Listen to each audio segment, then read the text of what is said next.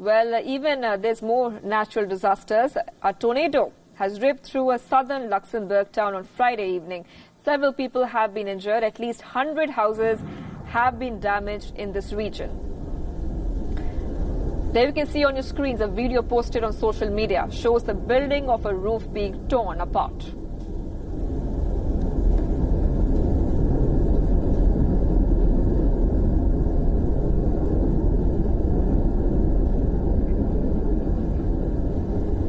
The ground was covered in debris of cars and buildings. Visual posted on social media reflected the extent of the disaster that could cost millions in euros in damages. The government is arranging for accommodation for those who were displaced in the storm.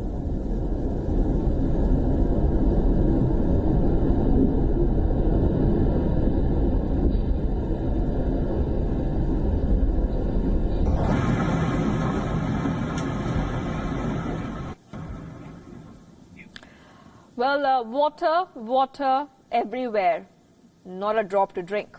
Never did these prophetic words of the English poet Samuel Taylor Coleridge sound there truer than how much they do today in a world staring at a massive water crisis. Here's more on that. Today, nearly a quarter of the world's population is facing an acute water crisis.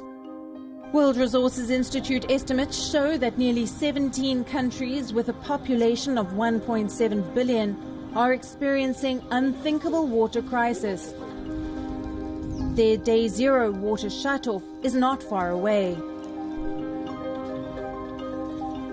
So what explains the sudden water crisis in the world? Observations reveal that in the 17 worst impacted countries, irrigated agriculture, industries and municipalities draw more than 80% of their available supply on average every year, thereby creating a narrow gap between supply and demand, leaving countries vulnerable to situations like droughts or depleted water resources.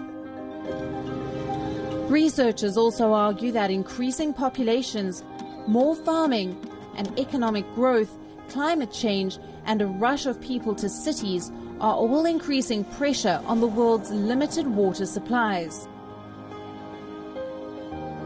Scientific calculations reveal that Earth's hydrosphere has 1.4 billion cubic kilometers of water, out of which 97% is in the oceans and unsuitable for human consumption. Fresh water is only 3% of the total global water available to us. One can only imagine the impact modern lifestyle has on the limited available water resources.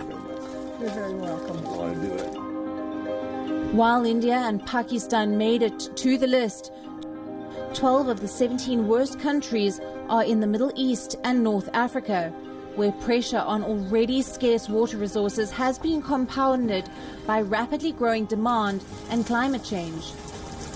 Last year, Cape Town was on the brink of becoming the first major city in the world to run out of water, while Chennai was facing a famine with all its water reservoirs drying up. Researchers warn that if corrective measures are not taken, billions of people will be stuck in water-stressed regions forever. The only way forward is by improving agricultural efficiency, reducing water use, recycle and reusing wastewater. Bureau Report, WION, World is One.